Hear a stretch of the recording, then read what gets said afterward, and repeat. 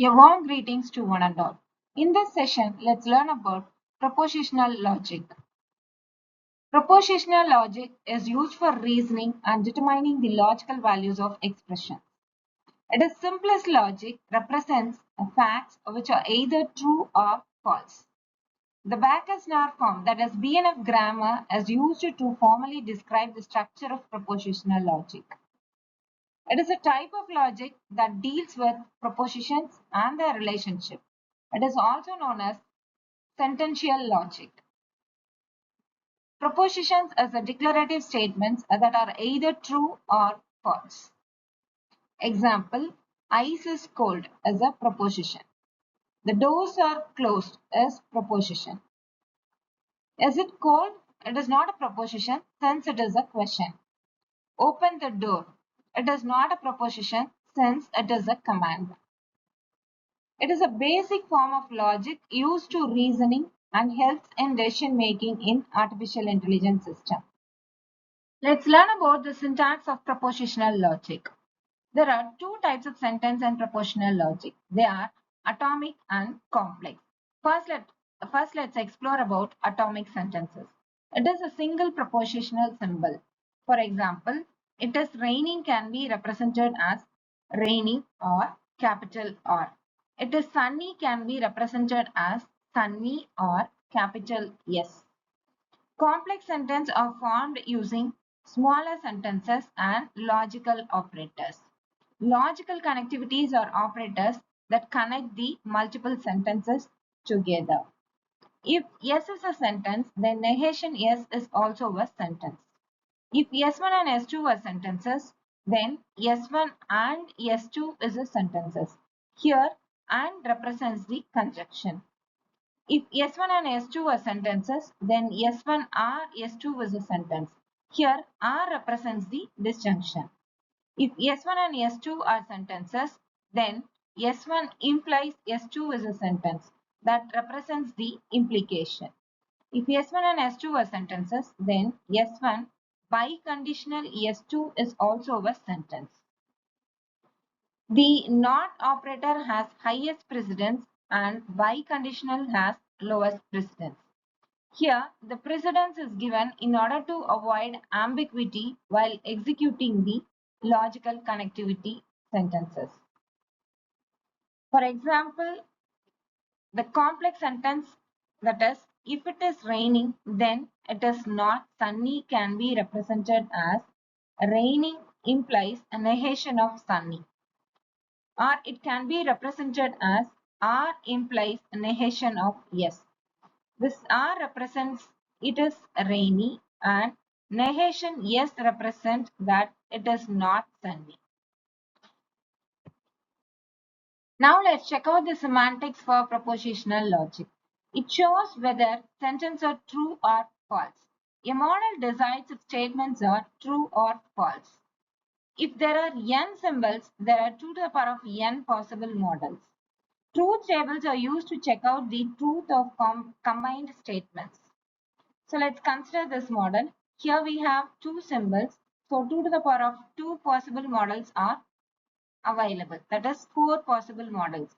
So the first model represents false false, second model represents false true, third model represents true false, and fourth model represents true true. Here negation P is true if and only if P is false in the model. So first model P is false, so it is true, and second model it is false, so it is true, third model it is true, so it is false, again it is true and it is false. P and Q is true if and only if both P and Q are true in the model. So here the fourth model is having only true true. So P and Q is true in fourth model. In remaining cases we have false. So all becomes false for P and Q. Next P or Q is true if either P or Q is true in the model. So here the first model is having both false. So P or Q is false here. In remaining models, we have at least one true. So the remaining cases becomes true for P or Q.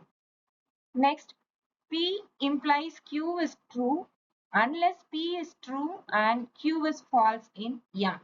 So here the third model is P is true and Q is false. So it is false and remaining case for model 1, 2 and 4 it is true.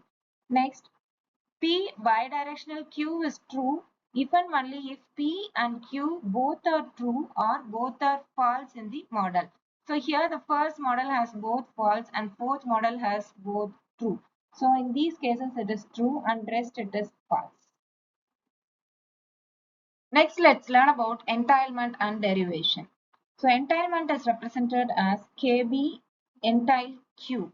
KB is nothing but knowledge base and Q is the statement. Q is true if all the statements in the knowledge base KB are true. There is no possible situation where all the statements in KB are true but Q is false. For example, if knowledge base contain if it is raining then it is not sunny. This can be represented as rainy implies negation sunny. Next, Q represents it is not sunny. So it is represented as negation sunny. If it is raining, then it must not be sunny. So Q is entailed by the knowledge base. Entailment means Q must be true if knowledge base is true. So we can see here knowledge base contains it is not sunny. So Q is also having it is not sunny. So if knowledge base is true, automatically Q should be true. So that is what we learn in entailment, that Q must be true if knowledge base is true. Now let's learn about derivation. It is represented as KB derives Q. So you can prove Q using series of logical steps starting from the statements available in knowledge base KB. There is a step-by-step proof that leads to Q using logical rules like modus ponens. For example, let's consider the knowledge base as raining implies negation sunny and the statement Q implies negation sunny. So using modus ponens rule, that is alpha implies beta comma alpha derives beta. That is, if A implies beta and A is true, then beta must also be true here. Since it is raining and we know that rain implies no sun, we conclude that negation sunny. So derivation means you can prove Q step by step from the knowledge base. Now let's learn about building a knowledge base.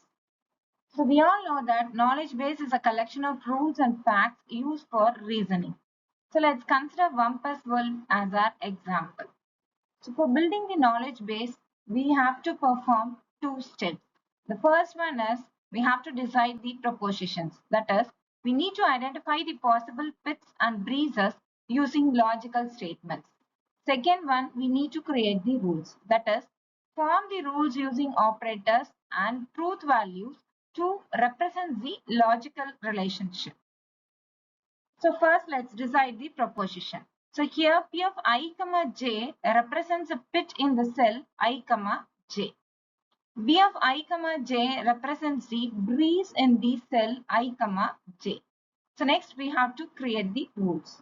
So for that, rule 1 represents, that is, negation of P 1 comma 1 implies that there is no pit in the cell 1 comma 1.